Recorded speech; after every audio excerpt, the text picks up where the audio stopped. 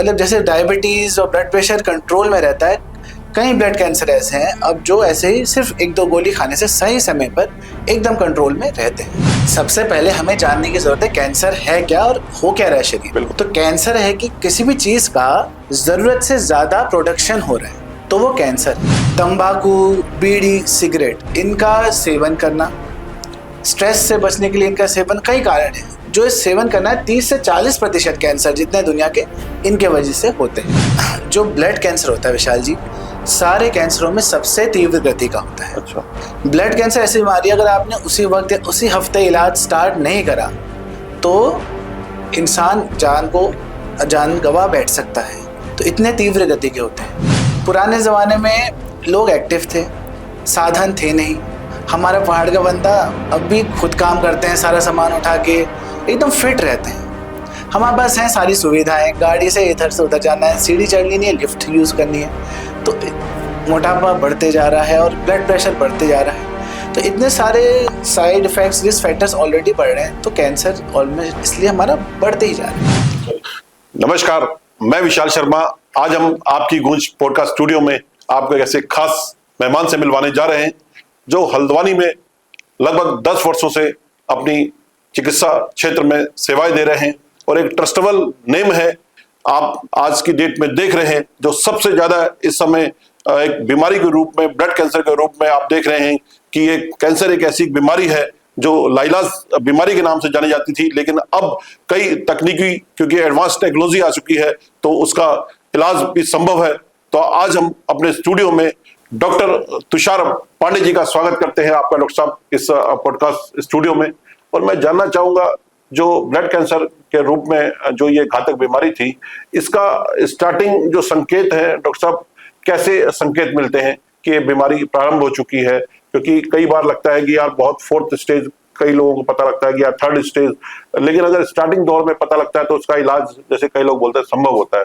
तो थोड़ा डिटेल में हम आपसे जानेंगे डॉक्टर साहब। नमस्कार दोस्तों। हाँ, जैसे कि आप जानते हैं मैं एक ब्लड कैंसर विशेषज्ञ हूँ, हेमेटोलॉजिस्ट। एंड आपने सही कहा कि अब इस बीमारी को कई समय तक लाइलाज माना जाता था और इलाज होने के बाद भी मतलब आउटकम्स और परिणाम जो होते थे बहुत ही अच्छे नहीं निकलते थे। बट अब समय बदल गया विशाल जी, ये बड़ी अच्छी बात है जो हम बता सकते हैं। बिकॉज अब कई मरीज हैं जो सही समय में, अगर हमें पहचान लें इनको ब्लड कैंसर है, लक्षण उनके पकड़ लें और सही समय में इलाज स्टार्ट कर दें, 80% मरीज ऐसे होते हैं वो कहते हैं हमें तो कुछ हुआ ही नहीं, डॉक्टर साहब ने गोली खिला रहे हैं, हम ठीक हैं तब से। मतलब जैसे डायबिटीज और ब्लड प्रेशर कंट्रोल में रहता है, कई ब्लड कैंसर ऐसे हैं अब जो ऐसे ही सिर्फ 1-2 गोली खाने से सही समय पर एकदम कंट्रोल में रहते हैं। डॉक्टर साहब, जैसे हम देखते हैं बड़े शहरों में पिछले 10 वर्षों की अगर हम बात करें, इतनी बड़ी संख्या में जो कैंसर बढ़ रहा है। और अब तो हम अपने अगर पूरे पहाड़ में बात करें या कुमाऊं की बात करें, हल्द्वानी की बात करें, तो यहाँ भी आए दिन सुनने को मिलता है कि यार इसको ये कैंसर हो गया, उसको वो हो गया, किसी को ब्लड कैंसर हो गया। तो इतना ज्यादा जो ये बढ़ने का कारण क्या मानते हैं आप इसको? देखिए, सबसे पहले हमें जानने की जरूरत है कैंसर है क्या और हो क्या रहा है शरीर। बिल्कुल बिल्कुल ठीक। तो कैंसर है कि किसी भी चीज का जरूरत से ज्यादा प्रोडक्शन हो रहा है, तो वो कैंसर है। अगर छाती में किसी गांठ का जरूरत से ज्यादा सेल्स बन रहे हैं तो लंग कैंसर होता है। रक्त में कोई रक्त कोशिका है, जैसे व्हाइट ब्लड सेल हो गया, प्लेटलेट हो गया, हीमोग्लोबिन वाले रेड सेल्स हो गए, इनका जरूरत से ज्यादा हो जाए प्रोडक्शन तो वो भी कैंसर है। तो अब जब हम समझ रहे हैं कि कैंसर है क्या, अब भी हम जाएंगे कि हो क्यों रहा है।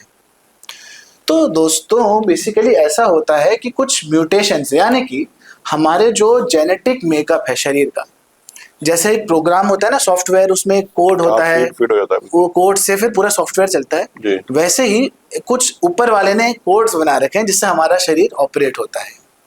अब इन कोड्स में, जेनेटिक कोड्स में कुछ भी त्रुटि आए, कुछ भी म्यूटेशन आए तो किसी चीज का जरूरत से ज्यादा प्रोडक्शन होने लग जाता है, ठीक है, और वो कैंसर बन जाता है। अब क्यों हो रहा है ये? क्योंकि इसके कई कारण हैं। एक है कि हम जो कई बार आप देखेंगे एडिक्शंस, तंबाकू, बीड़ी, सिगरेट, इनका सेवन करना, स्ट्रेस से बचने के लिए इनका सेवन, कई कारण है जो इस सेवन करना है। 30 से 40% कैंसर जितने दुनिया के इनके वजह से होते हैं। अब ये होगी आपकी लाइफस्टाइल की बात। लाइफस्टाइल की बात करें तो शराब का ज़रूरत से ज़्यादा सेवन करना, उससे लिवर को असर पड़ता है, कई बार लिवर के कैंसर भी उससे हो जाते हैं। इसके अलावा बुरी आदतें, जैसे कि इंजेक्शन लेके, नशे के इंजेक्शन लेते हैं आजकल, कहीं हमने ऐसा आपके अखबारों में आया होगा। तो ऐसा जो लोग करते हैं, तो बार बार इंजेक्शन लगने से कई इन्फेक्शंस हो आते हैं, और आप यकीन मानिए कुछ इन्फेक्शंस हैं वो भी कैंसर करा देते हैं। अच्छा। हाँ, एंड इसके अलावा विशाल जी, कई बीमारियां पारिवारिक भी होती हैं। अच्छा। स्पेसिफिकली ऐसे अगर किसी को यंग एज में, आप समझिए कि 8-9 या 3-4 साल की उम्र में कैंसर हो जाता है, या इवन 10 साल मान लीजिए, तो बहुत हाई चांस है कि कुछ ऐसा म्यूटेशन होगा जो पारिवारिक है। अच्छा। जरूरी नहीं है कि वो एक्सप्रेस हो या वो एकदम फलस्वरूप कैंसर को बनाए, बट ये कुछ म्यूटेशन होता है जो हम एज कैंसर विशेषज्ञ पकड़ लेते हैं ताकि परिवार में किसी और को यह कैंसर ना आए। तो ये म्यूटेशंस पारिवारिक भी होते हैं, प्लस कुछ चीज़ों के एक्सपोजर, जैसे कि रेडिएशंस जो काम करते हैं ना रेडियोथेरेपी में, बिल्कुल बिल्कुल। इसमें, या जो स्टाफ भी रहता है उनको बार बार एक्सपोजर होने की वजह से भी, म्यूटेशन होने की वजह से कैंसर हो जाता है। डॉक्टर साहब, जैसे हम पहले बात करें, पहले लोगों को लगता था कि यार कैंसर का इलाज इंडिया में नहीं है, विदेशों में तो है। कई बड़े हम सेलिब्रिटी देखते हैं जो ठीक होके विदेशों से, युवराज की बात करें, मनीषा कोइराला की बात करें, बहुत बड़े बड़े ऐसे नाम है जिनके पास बहुत ज्यादा साधन थे, फाइनेंस था, तो वो शायद बाहर इलाज कराए। लेकिन हम इंडिया में संभव हो रहा है इलाज। लेकिन हम बात हल्द्वानी की करें, हल्द्वानी में आपने जो ये कोशिश करी है, तो यहाँ कुछ ऐसे पेशेंट्स आए हैं जो ठीक हुए हैं? बिल्कुल। जो ब्लड कैंसर होता है विशाल जी, सारे कैंसरों में सबसे तीव्र गति का होता है। अच्छा। मतलब आप समझिए कि जैसे एक कैंसर सामान्य अगर आप इलाज ना कराएं तो 5 से 6 महीना देता है, कि नहीं भी कराएंगे तो इतना समय आप निकाल के फिर मरीज की जान को खतरा आता है। ब्लड कैंसर ऐसी बीमारी, अगर आपने उसी वक्त उसी हफ्ते इलाज स्टार्ट नहीं करा तो इंसान जान गवा बैठ सकता है। तो इतने तीव्र गति के होते हैं। बट अब अच्छी बात यह है कि ऐसा इलाज मुमकिन हो गया है कि हम जान को, मतलब मरीज को कम साइड इफेक्ट देके अच्छा इलाज दे पा रहे हैं। और ऐसे मेरे कई मरीज हैं, जैसे कि एक्यूट माइलॉइड ल्यूकेमिया होता है जो सबसे तीव्र गति का ब्लड कैंसर है। मेरे यंग पेशेंट्स भी हैं जो 30-40 साल के हैं, जो ऐसी हालत में आए जो बहुत अच्छी हालत नहीं थी, कैंसर सेल थे, हीमोग्लोबिन 3, प्लेटलेट एकदम 10,000 हो रखी है, TLC 2 लाख, और सांस लेने में दिक्कत, बुखार। तो पहला इंडक्शन देने के बाद ही कैंसर गायब हो गया, और हमने मॉलिक्यूलर जांच भेजी जिसमें 1 मिलियन सेल्स को गिनती है, उसमें भी कैंसर नहीं था। ये एक एग्जाम्पल है।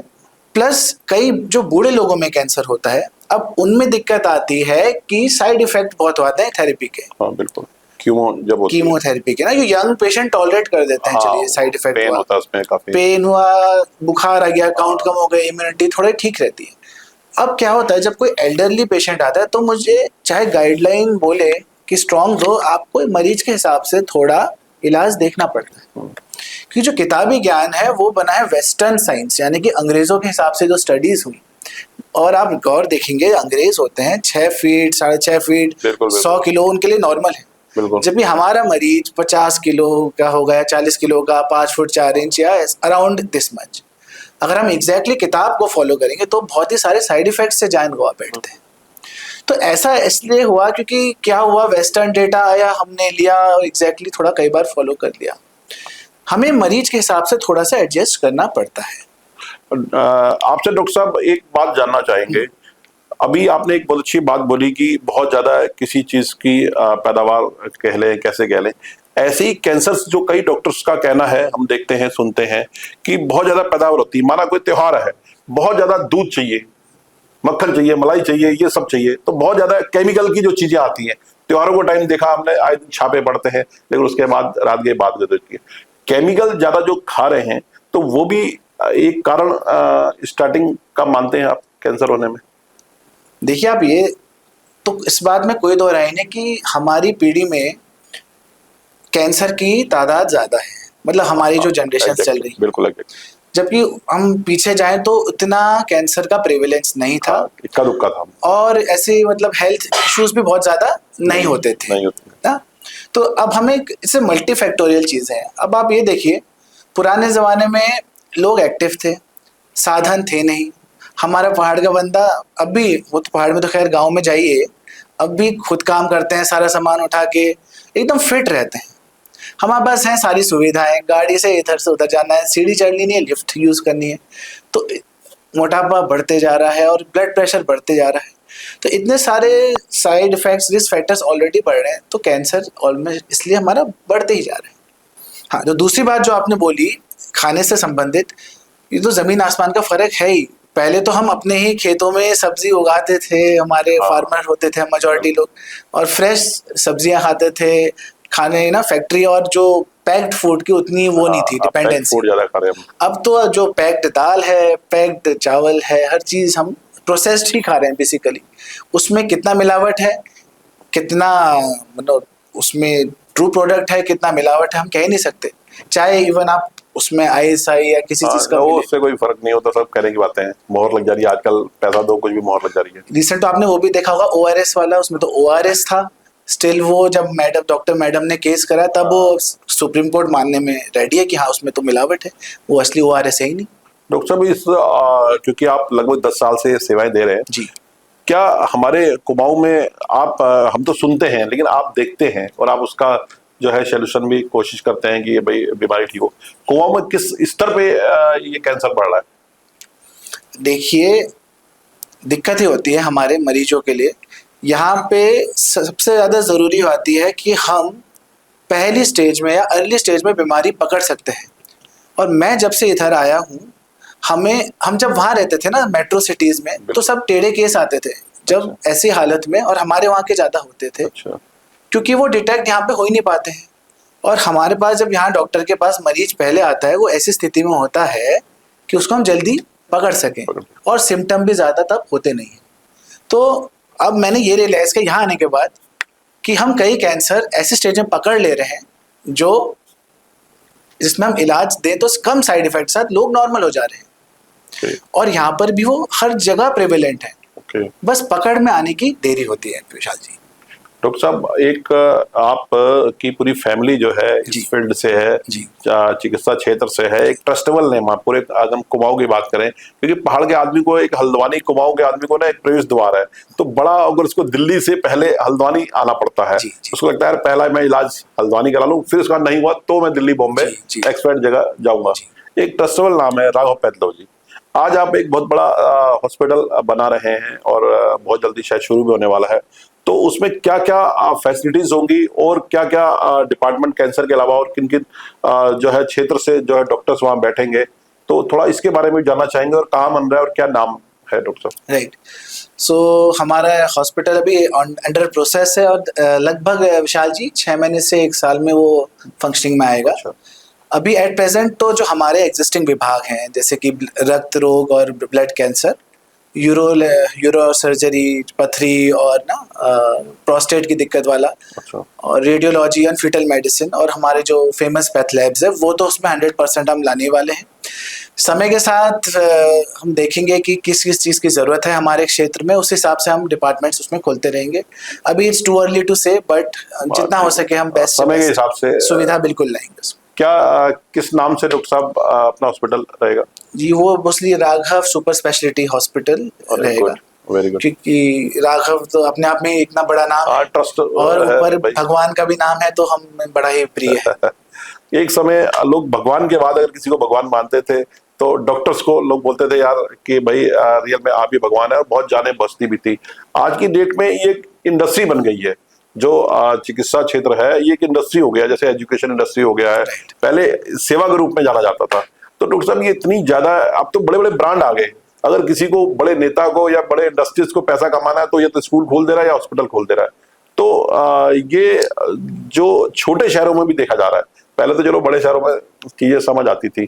तो डॉक्टर साहब, क्या इन सब बातों को लेकर के क्या लोग, जो पेशेंट चाहता है कि यार एक सेवा मिले, भाई ठीक है जो जेन्युइन है पैसा उसको भाई वहां भी देना है यहाँ भी देना है, तो कई डॉक्टर्स इसमें लापरवाही बरतते, सिर्फ बिजनेस के रूप में देखते हैं, तो यहाँ पर इस चीज को लेकर के क्या हॉस्पिटल अवेयर रहते हैं?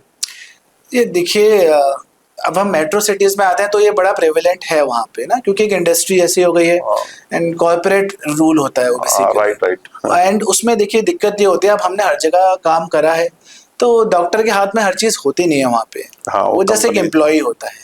बिल्कुल, राइट, एग्जैक्टली। सो जो हमारा विजन था यही था कि जब इतनी जगह काम करने के बाद जब अपनी मिट्टी में वापस आए तो वो एक अपने हॉस्पिटल हो जिसमें हमारा हमारी क्या लिमिटेशन आती थी। मैं किसी का भला भी करना चाहो तो एक आपके ऊपर कोई रहता है जो बोलता है कि आप नहीं कर सकते। तो हमारा विजन यही है कि हम आत्मीयता के साथ किसी हर मरीज के साथ जुड़ पाए, उसको सही इलाज दे पाए और जितना हो सके उसकी मदद कर सकें। और खुद के हॉस्पिटल में आई थिंक ये सबसे ज्यादा पॉसिबल था, इसलिए हमने ये पहल रखी और आगे बढ़ रहे हैं। अब तो डॉक्टर साहब देखते हैं हम हल्द्वानी में भी कंपनी लेवल के आ गए हैं कि आपने जो बहुत अच्छी बात बोली कि हमने खुद देखा है, क्योंकि हमारी फैमिली वाले भी जब एडमिट होते हैं दिल्ली में तो ऐसे ही होता है कि उन्होंने जो बोल दिया तो बोल दिया, वहां कोई काट नहीं सकता। अब जैसे यहाँ कुछ ऐसे हॉस्पिटल्स हैं जिनका हम नाम लेते हैं, आदमी 1 to 1 जो है उनके ओनर से संपर्क करके जो भी ऊपर नीचे करना है, हेल्प मांगनी है या थोड़ा बजट नहीं है कि मैं कल दे दूंगा परसों दे दूंगा, हो सकता है कि ऑन द स्पॉट का एक्सीडेंट हुआ हो या कोई बीमारी हुई हो तो भाई 2 दिन बाद भी। लेकिन वहां ऐसा नहीं है, वहां पहले पैसे जमा कराओ उसके बाद अगला स्टेप उठता है। आप मानेंगे मेरे पहाड़ से पेशेंट आते हैं, हाँ। कई इंजेक्शन ना महंगे होते ही हैं, मतलब हमने जैसे क्या करते हैं कि जिस प्राइस में मिला उसमें हमने दे दिया, बट फिर भी उनके पास पैसे नहीं होते। मैं अब अपने सेंटर में बोलता हूँ आप प्लीज ये इलाज लगा दीजिए, पैसे के आप दे देंगे। क्योंकि मुझे दुख इस बात का होगा मेरे पास आया मरीज और उसको मैं दवाई नहीं दे सका, उसको ठीक नहीं कर सका, ये मेरे लिए सबसे बड़े दुख की बात होगी। क्योंकि वो ऐसा कंपनी भी इतना प्रेशर नहीं करती हमें कि उस वक्त पैसे चाहिए, तो हम मरीज को क्यों करते हैं मुझे समझ नहीं आता।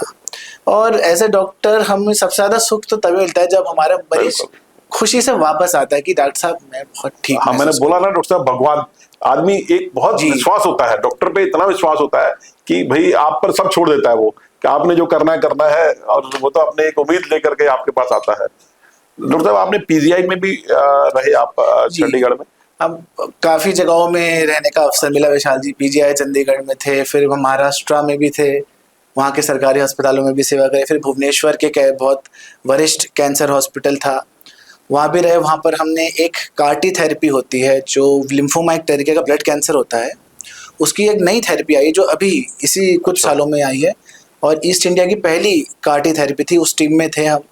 सो विशाल जी ऊपर वाले के दया से काफ़ी अवसर मिले अच्छे इंस्टीट्यूट्स में है के। डॉक्टर साहब अब एआई का जमाना जिस हिसाब से आ रहा है और बहुत फास्ट स्तर पे हम देख रहे हैं पूरी इंडिया में नहीं वर्ल्ड में एआई हावी हो रही है, तो आपके इसमें एआई को लेके जो टेक्नोलॉजी आ रही है, रोबोट को लेकर के जो बड़े बड़े हम देखते हैं सर्जरियां हो रही हैं, तो वो कितनी सक्सेस है?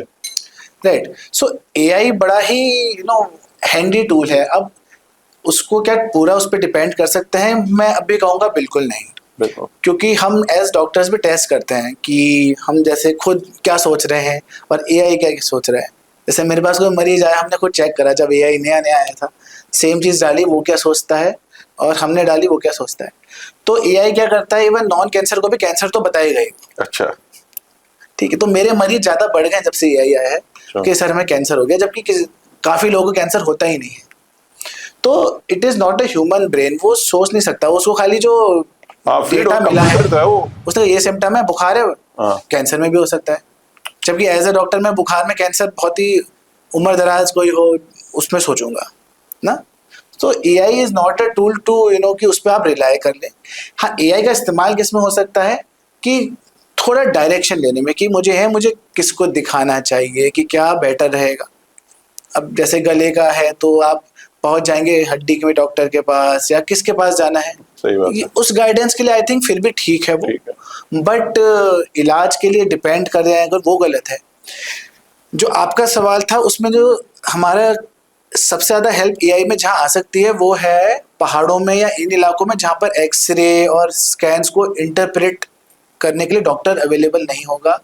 वहाँ पे अगर स्कैन डाल के एआई के थ्रू हमें थोड़ा पता चल पाए कि दिक्कत क्या है, आई गेस वो बहुत हेल्पफुल टूल हो सकता है। डॉक्टर साहब ब्लड कैंसर की कितनी स्टेज होती हैं? जैसे बहुत बीमारी अक्सर बोला गया कि यार फर्स्ट स्टेज, सेकंड, थर्ड, ये स्टेज राइट, तो क्या इसका मीटर क्या है नापने का और कैसे लोग अवेयर हो सकते हैं? सो ब्लड कैंसर की बात करें तो एक बात को समझिए कि एक ब्लड कैंसर होता है लिम्फोमा जिसमें गांठें होती हैं, ठीक है, यहाँ गांठें, उसमें स्टेजिंग होती है क्योंकि वो कुछ सॉलिड गांठ हैं जो शरीर में हिंट दे रही है, हिंट दे रही तो है। हर जगह फैली तो स्टेज 4, हाँ, और खाली एक दो जगह स्टेज 2 या 3 रहेगी, एक ही जगह है तो स्टेज 1 बोलेंगे जो भी है। बट जो बाकी ब्लड कैंसर है इसके अलावा वो सारे ही स्टेज 4 होते हैं। अच्छा, क्योंकि ब्लड में है वो, ब्लड तो जाता है हर जगह जाता है। तो ये सवाल मेरे से सबसे ज्यादा पूछा जाता है, फिर मैं सबको यही बात बोलता हूँ कि blood cancer is always stage 4 and इसलिए हमें जल्द से जल्द उसमें ट्रीटमेंट करना होता है। डॉक्टर साहब 75% तो आप ट्रीटमेंट, आप क्या सभी डॉक्टर्स जो है दवाइयों के हिसाब से ही होता है, लेकिन 25% मुझे लगता है कि व्यवहार भी बहुत होता है, जरूरी होता है। डॉक्टर्स का अगर स्माइल दे दे, मैं अभी मिला भी था और हमारे पॉडकास्ट में भी आए थे डॉक्टर महेश शर्मा या डॉक्टर भूपेंद्र बिष्ट, मैं देखता हूँ बड़ा स्माइली चेहरा है और पेशेंट से हंसी मजाक भी होती है। तो एक आधी बीमारी तो वैसे ही ठीक हो जाती है कि आदमी अपनी दिल की बात भी कह देता है वहां पर। विशाल जी, आप ये देखिए कि जो मरीज आ रहा है ऑलरेडी दुख में है, पीड़ा में है। अब मैं चाहे मेरा बिजी शेड्यूल बोले किसी कारण से भी उससे गुस्से में रूडली बोलता हूँ, तो ऑलरेडी दुखियारे को आपने और चिल्ला के या वैसे करके क्या मिला हमें ना। और आधी हीलिंग तो अंदर से होती है कि अगर वही मोटिवेटेड नहीं रहेगा। और पर बता रहा हूँ विशाल जी, कैंसर में दवाई देना तो एक तरफ है, पर उससे भी ज्यादा मेरी जिम्मेदारी है मैं अपने पेशेंट को मोटिवेटेड रखूं। बिल्कुल कि हाँ मैं इसे हरा सकता हूँ एंड मैं नॉर्मल इंसान जैसा ही हूँ। मोरल सपोर्ट मिल जाता है आदमी बीमारी वाकई में। और अगर पैसे नहीं भी है ना तो कहता है यार डॉक्टर अच्छा है। जैसे हम डॉक्टर सतीश जी को भी देखते हैं, हाँ। तो बड़े प्यार से ना वो मतलब ऐसे बात करते हैं कि आदमी कंधे पे हाथ रख करके। तो ये मुझे लगता है कि ये आपके फील्ड के लिए बहुत जरूरी है, बहुत जरूरी है। मैं आपको लाइव एग्जांपल बताता हूँ। हम बोन मैरो ट्रांसप्लांट करते हैं, ठीक है, एक तरह का सबसे हाईएस्ट ट्रीटमेंट होता है वो ब्लड कैंसर का। तो कई मरीज ऐसे होते हैं जो कई बार हमें लग रहा था कि अब शायद नहीं बचेंगे, बहुत टॉक्सिसिटी भी होती है उसमें।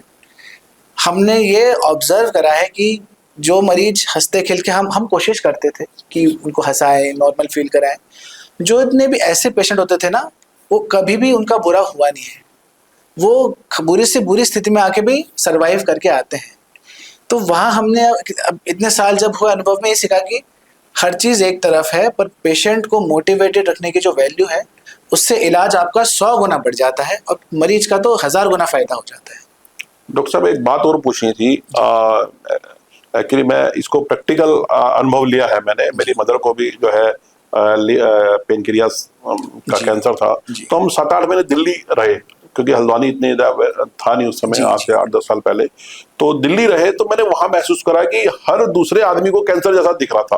मतलब हॉस्पिटल खचाखच भरे हुए थे, जैसे यहाँ नॉर्मली हम देखते हैं डेंगू के टाइम, उसके टाइम ना वहां तो कैंसर जैसे भरे। तो वो कहीं ना कहीं दिल्ली के तो सारे पेशेंट होंगे नहीं, जाहिर सी बात है, ऑल ओवर इंडिया से आदमी वहां जाता था इलाज कराने।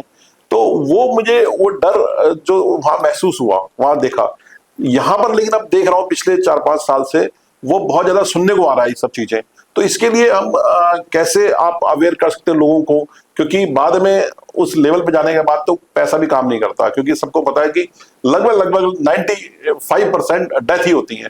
लेकिन मुझे ऐसा लगता है कि हम अपने पॉडकास्ट के माध्यम से, आपके माध्यम से लोगों को कम से कम, क्योंकि ये बहुत घातक बीमारी है, ये ऐसा बीमारी नहीं कि हम दवाई खाएं और तुरंत ठीक हो जाए या 10 दिन में ठीक हो जाए। तो इसके लिए कैसे अवेयर कर सकते हैं, थोड़ा सा आप बताइए अपने अनुभव से। ये आपने बहुत ही अच्छा सवाल पूछा है विशाल जी। तो आपके माध्यम से दोस्तों मैं आप सबको ये बताना चाहता हूँ कि कॉमन लक्षण क्या होता है जिससे हमें पता चले कि कैंसर हो सकता है। तो सबसे पहला लक्षण है जो सबसे कॉमन है और जो आप अपने घर में नोट कर सकते हैं, जरूरत से ज्यादा वजन कम हो जाना। मतलब जैसे कि 2 या 3 महीने में सारी पैंटें ढीली होने लग गई, कपड़े शर्ट है लूज होने लग जाए, तो बिना वजन नापे आप समझ सकते हैं कुछ तो इस ओर हम सोचा जा सकता है। इसके अलावा शरीर में कहीं गांठें आना जो बढ़ते जा रही हैं, और मैं बता रहा हूँ इनमें दर्द नहीं होता है। जो कैंसर वाली गांठें होती है ना, जैसे यहाँ पर गांठ हुई और दर्द नहीं हुआ, तो हमें एक बार कैंसर है तो नहीं देखना चाहिए, क्योंकि जो इन्फेक्शन वाली गांठें होती हैं वो हमेशा दर्द करती हैं, पर कैंसर वाली बहुत ही कम दर्द करेंगी। जरूरत से ज्यादा रात को पसीना आना, ये बहुत ही कॉमन होता है जो कैंसरों में देखा जाता है। इसके अलावा अचानक से सांस का फूलना, ठीक थे अचानक से दम घुटने लग जाना, तो ये ऐसे कुछ लक्षण हैं जिससे हम कैंसर को जल्दी पकड़ सकते हैं विशाल जी। डॉक्टर साहब, इस 10 साल की जर्नी में, और आपकी एज वैसे बहुत ज्यादा तो नहीं है, लेकिन फिर भी 10 साल का कई हजार पेशेंट्स आपने देखे होंगे। कोई ऐसा वाक्य, कोई ऐसा पेशेंट देख करके आपको झंझोड़ अंदर से हो जाता है ना, रूह कांप जाती है, बड़ा दिल पिसट जाता है, ऐसा कोई पेशेंट्स आपके सामने? देखिए, हर स्थिति आती है, बट मेरा स्वभाव ऐसा ना, मैं अच्छी चीजें याद रखता हूँ। अच्छा। क्योंकि मैं ही दुखी हो जाऊंगा तो फिर मैं दूसरे को क्या ही सुख दे पाऊंगा। तो मैं आपको लेकिन वो वाक्य बताऊंगा जो मैं जिंदगी भर, मुझे चाहे कोई इतना बुरा बोल दे, मैं अपने काम से, लाइन से कभी हटता नहीं। अरे गुड। ये वाक्य सबसे पहले जब मैं नया नया डॉक्टर बना था, जस्ट इंटर्नशिप चल रही थी हमारी, अच्छा। तो एक पेशेंट था, उसको डेंगू था। अच्छा। ठीक है, अभी मैं हेमेटोलॉजिस्ट बनूंगा नहीं बनूंगा वो सोचा नहीं, बट वो डेंगू का मरीज था।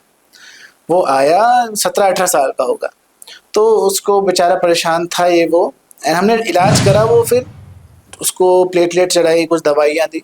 जब वो जा रहा था ना, बच्चा गया, हम देख रहे हैं, चलो मेरा पहला मरीज था वो एज एन इंटर्न। वो मुड़ा फिर आगे आने के बाद, पर एक ऐसी स्माइल, उसके आंख में चमक थी, उसने बोला थैंक यू सर। मतलब एक वो जो चमक थी और वो जो वो था। अब मैं उस, जब भी कोई देखता हूँ मुझे बस वही वाक्य याद आता है। उसके बाद से मैं कभी पीछे हटा ही नहीं। अब कोई तारीफ करे, कोई बुराई, जब एक ऐसा चाहता अब कि बस मैं ऐसे ही लोगों की सेवा कर पाऊँ, और कोई ऐसे एक बार चले मेरी, मैं तो सबसे अमीर आदमी हूँ फिर दुनिया का। वाह। वो मेरी लाइफ बदल गई उस दिन से। डॉक्टर साहब, कुछ लोगों ने इसको बिजनेस मान करके, जी। मतलब इतना ज्यादा लोगों में भय टाइप का भी बिठा दिया है। हम देखते हैं ये, क्योंकि जो हम पिक्चर्स में कई बार देखते हैं वो रियल घटनाएं होती हैं। और लोग, हमने बहुत टाइम पहले एक पिक्चर भी देखी थी गब्बर, और बहुत उसमें चर्चा भी रही थी कि मरे हुए आदमी को भी आदमी 2 दिन 3 दिन अपना एक बजट बढ़ाने के लिए, पैसा कमाने के लिए, तो लोगों का धीरे धीरे विश्वास कम हो रहा है, जिस हिसाब से ये इंडस्ट्री बनती जा रही है। और इसके बिना गुजारा नहीं है, ना एजुकेशन और ना चिकित्सा, क्योंकि हर आदमी ने बीमार होना ही होना है, छोटा बड़ा, किसी को शुगर है, किसी को कुछ है, किसी को कुछ है। तो ये विश्वास जो कम हो रहा है, और एक तरफ से अच्छे डॉक्टर्स भी हैं जिन पर लोग आंख बंद करें। अभी हल्द्वानी में भी देखते हैं 10 रुपए का पर्चा, जो इतने बड़े बड़े डॉक्टर्स हैं, जो मतलब जिनको हम शायद कहें कि भगवान टाइप का लोग मानते हैं, तो ये बहुत बड़ी बात होती है। तो ये विश्वास जो जनता और ये चिकित्सा क्षेत्र में जो कम हो रहा है, इसको कैसे मेंटेन कर सकते हैं कि ताकि और विश्वास बने? देखिए विशाल जी, ये आजकल, मैं इसमें भी कोई दो राय है नहीं, कई बड़े शहरों में ऐसी कई घटनाएं आई, और ऐसे हॉस्पिटल्स में कई बार ऐसे वाकये आए आते हैं। हमें कारण वही आपको समझाया कि क्या है, डॉक्टर कई बार लाचार होता है, कई बार क्या है सिस्टम, हमें खुद पता नहीं, क्योंकि हम खुद वहां पे थे नहीं। बट दुख होता है ऐसा सुन के। बट हम तो ये कोशिश करते हैं विशाल जी, देखिए कि हर स्टेप में हम मरीज को बता सके कि क्या है स्थिति, अच्छी है, खराब है। और मरीज अगर कहता है कि अगर घर ले जाना चाहे, कहीं और ले जाना चाहे, ये उनको पूरी छूट देनी चाहिए। अगर आप मरीज को हर स्टेप में बताएंगे कि उनके मरीज की स्थिति अभी बेहतर हुई है, खराब हुई है, तो आई थिंक ऐसी आंखें कभी आएंगे ही नहीं। क्योंकि बस कई बार ऐसा तब होता है कि आप बस अंधकार में, हाँ हाँ ठीक है, कोई बात ही नहीं कर रहा है डॉक्टर। अगर डॉक्टर से मरीज की रोज बात हो रही है कि क्यों है, आज क्या इम्प्रूवमेंट है, ये बताया जा रहा है, तो ऐसा एक समस्या बहुत ज्यादा आती है। बताइए। ये हर हॉस्पिटल की लगभग कहानी है। आप क्योंकि बड़े भाई डॉक्टर है, और हर वक्त पेशेंट्स, आपने सुबह राउंड लिया या शाम को राउंड लिया, 2 ही टाइम आप राउंड ले सकते हैं। ये समय का अभाव भी होता है, और जाहिर सी बात है, ऐसा नहीं हो सकता कि दिन भर नर्सिंग स्टाफ का काम नहीं हो सकता। लेकिन बहुत बार ऐसी समस्या देखी गई है कि जो नर्सिंग स्टाफ होता है हॉस्पिटल्स का, वो इतना केयरलेस होता है कि उसकी लापरवाही की वजह से डॉक्टर तो अपनी जगह अच्छा इलाज कर रहा है, लेकिन उसकी वजह से वो अपनी जान खो बैठता है। तो आजकल एक तो जब से ये फोन आ गए, तब से ज्यादा बहुत ज्यादा दिक्कत हो गई। पेशेंट्स को फोन नहीं मिलेगा, लेकिन वहां पर जितने भी उसके एचओडी होंगे, स्टाफ होगा, वो अपने या तो फोन्स में, रील्स में की लापरवाही की वजह से पेशेंट्स की जान चली जाती है। तो हॉस्पिटल इस पे कंट्रोल क्यों नहीं करने की कोशिश करता? देखिए, which is very subjective, that वो तो डॉक्टर टू डॉक्टर, उनकी टीम पे डिपेंड करता है। जैसे अब हम अपनी टीम को स्ट्रिक्ट निर्देश होते हैं कि ऐसा होना है, ये प्रोटोकॉल है। और एज ए डॉक्टर हमारे भी ड्यूटी आती है तो चेक कि जैसे मेरे इतने मरीज हैं, मैं सपोज 10 मरीज हैं मेरे अस्पताल में, तो मैं और मेरे अंदर 2-3 डॉक्टर हैं, वो चेक करते रहते हैं। बिकॉज इशू ये होता है कि अब जैसे मैं लाया हूँ, मरीज को मैंने स्टार्टिंग से एक जर्नी है, मतलब एक कॉमन जर्नी है जो वो मरीज और मैं एक साथ एक कुछ टाइम के लिए साथ में निभा रहे हैं, तो हम बहुत एक दूसरे पे वो रहते हैं। बट जो बाकी कई बार देखा गया स्टाफ में ऐसा होता है, स्पेसिफिकली सम गवर्नमेंट हॉस्पिटल्स में ऐसा ज़्यादा देखने को मिलता है।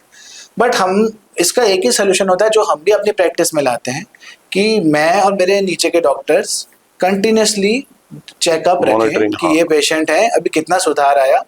एंड व्हाट वी डू इसमें कि हमारे ग्रुप्स और एप्लीकेशंस रहती हैं और सॉफ्टवेयर रहते हैं जिसमें अपडेट आते रहते हैं। बिल्कुल बिल्कुल। जिस हम तो जैसे 2 बार गए राउंड के लिए, बट जो जूनियर डॉक्टर है वहाँ परमानेंट बैठा दिया जो चेक करे। एंड क्योंकि ऐसा नहीं होता कि स्टाफ को पता नहीं, they are not that much at times educated also कि एक सॉफ्ट चीज़ है जो बाद में घातक हो सकती है।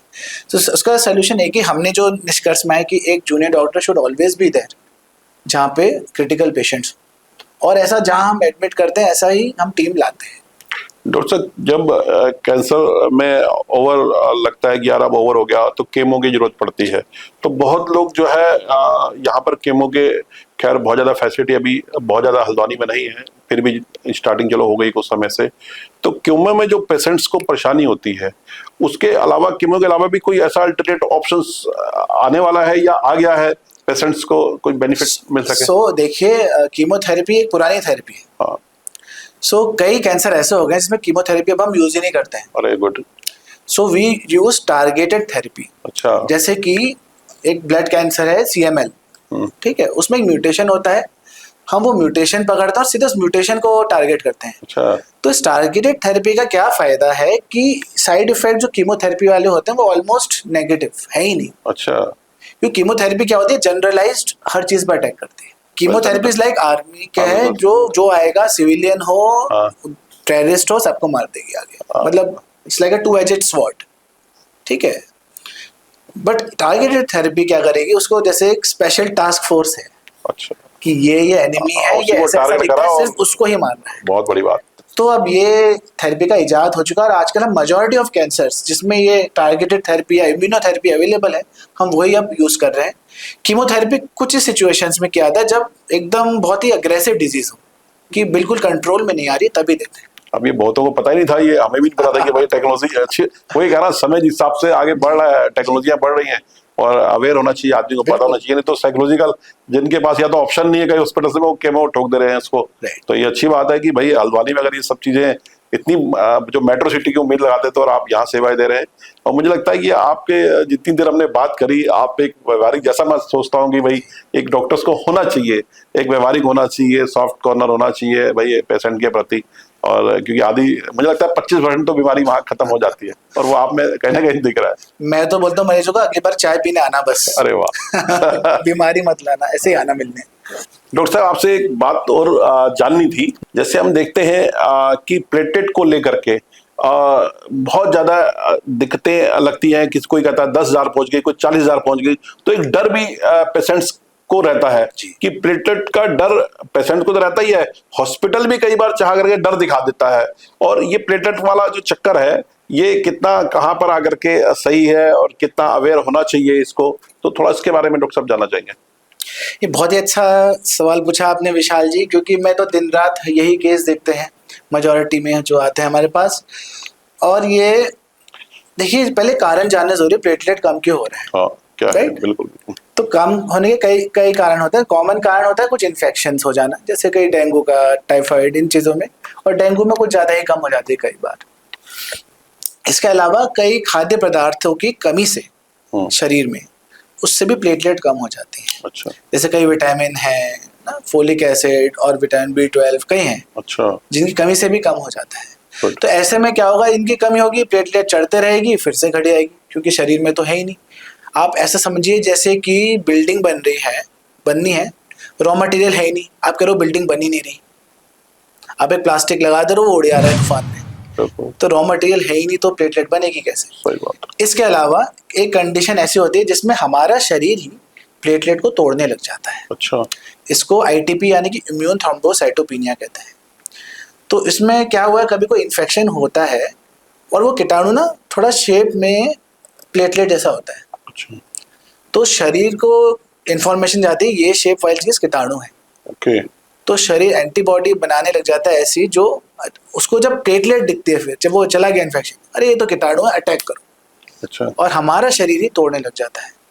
और दोस्तों ऐसे केसेस में आप 1000 बार प्लेटलेट चढ़ा दीजिए, बढ़ेगी नहीं। अच्छा।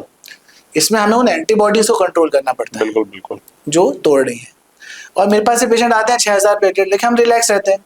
अच्छा, अरे वाह। और नहीं तो लोग तो डरा देते हैं, 20,000 हो गई, अरे हाथ खड़ा कर देते हैं। हाँ, हमारे हीमोग्लोबिन 14 है, अच्छा TLC 5000 का, हीमोग्लोबिन प्लेटलेट 6000, ओके ठीक है, ओके ठीक हो जाएगी। Very good. और मेरे पास ऐसे पेशेंट आते हैं जो लाखों खर्च कर चुके हैं, प्लेटलेट चढ़ा चुके हैं, और हमारे पास फिर थोड़ा सा इलाज बेसिक लेने के लिए बेचारा 1000-2000 रुपये भी नहीं होते। और फिर हमने कई बार फ्री में भी किया है ऐसे में, क्योंकि अब हम ऐसा थोड़ी है कि अब जाओ, ऐसा नहीं होगा। बट छोटी चीज़ें हैं, अवेयरनेस नहीं है, बेचारे फिर दुख में आते हैं, और ऐसे सिचुएशन देख के मुझे तो अजीब सा हो जाता है। ये प्लेटलेट्स का जो चक्कर है ना, ये डर है। जैसे अब लैब का देखते हैं हम, आदमी का पैसे हो ना हो, पहले जी टेस्ट करा लो। पहले क्या होता था कि डॉक्टर 3 दिन की दवाई देता था, देखता था कि भाई ठीक हो जाएगा, नॉर्मल बुखार है। अब तो पहले वो जितने का पर्चा नहीं होगा उससे दुगने तिगने तो उसको टेस्ट कराने पड़ते हैं। ये भी डॉक्टर साहब एक बहुत बड़ा गंभीर समस्या बनती जा रही है पुअर आदमियों के लिए, क्योंकि आप देखते हैं कोरोना के बाद वो सब मार्केट का उतार चढ़ाव देखते हैं, हर आदमी अफोर्ड नहीं कर पाता, लेकिन मजबूरी में तो वो टेस्ट कराएगा।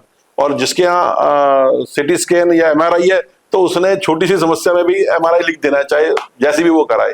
तो डॉक्टर साहब इसको लेकर के भी तो थोड़ा सा डॉक्टर को एक पहल करनी चाहिए, भाई 1-2 दिन कम से कम अपना ट्रीटमेंट दे करके उस भाव से उस पेशेंट की हेल्प की जाए। देखिए हर चीज का एक इंडिकेशन है। हाँ। अब कोई खाली हीमोग्लोबिन कम लेके आ रहा है, उसमें मैं CT स्कैन करा दूं, ये तो कोई लॉजिक ही नहीं है। आप एक पेशेंट को उल्लू बना लोगे, 2 को उल्लू बना दोगे, तीसरे में तो पता चल ही आएगा ना। इतना बेवकूफ तो कोई है नहीं कि भाई आप बोलते आ रहे हो और वो बस कराते आ रहे हैं ना। और जैसे कोई गरीब, अब वो मतलब एज अ डॉक्टर आपको ये भी असेस करना होता है कि सामने वाला, अब बेचारे के पास 1000 रुपए हैं जेब में, अब मैं 1000 रुपए एज अ डॉक्टर चाहूंगा वो इलाज में खर्च करे रादर देन वो जांचों में, क्योंकि उसको असर अल्टीमेट इलाज से ही आएगा। बिल्कुल बिल्कुल। तो ऐसे सिचुएशन में हम क्या करते हैं, अच्छे से पेशेंट को एग्जामिन करा। हाथ, क्योंकि हाथ पैर मतलब पेट छूने से, आला लगाने से कई चीजें पता चल जाती है। बिल्कुल पता जाती है। और एक CBC की रिपोर्ट में ही एज अ हेमेटोलॉजिस्ट तो मुझे एक CBC रिपोर्ट से ही हजारों चीजें पता चल जाती हैं कि है क्या। 250 रुपए का टेस्ट होता है। तो डॉक्टर साहब कुछ आप अपने इस फील्ड के अलावा भी किसी चीज का आप कोई पैशन या कोई शौक ऐसा है रखते? शौक तो देखिए 2-3 मैं स्पिरिचुअलिज्म मेडिटेशन में काफी एक्टिव हूँ। अच्छा। और स्पोर्ट्स में ऑन एंड ऑफ, और म्यूजिक में काफी रुचि रखता हूँ। अरे वाह। डॉक्टर साहब कोई अपना, जैसे हमारा एक टैगलाइन भी है, आपकी कहानी आपकी जुबानी, कोई ऐसा अपने बारे में आप बताइए, क्योंकि आप इतना बिजी शेड्यूल हो गया होगा, और कई बार दिल तो बच्चा है आप लेकिन जिस प्रोफेशन में आप, तो अपनी कोई मन की ऐसी बात होती है जो करना चाहते हैं, जैसे बचपन में होता है ना फ्री जिंदगी आपने जी, या कई बार ऐसा होता है कि हम बहुत बड़े हो तो जाते हैं कि हम जीना भी चाहते हैं या लाइफ एंजॉय करना चाहते हैं, वो चाह कर भी नहीं कर पाते। तो ऐसा कुछ मन में होता है आपके भी, यार जिंदगी जीना, ऐसा भी एंजॉय किया जाए लाइफ को, कुछ अपने अंदाज में बताइए।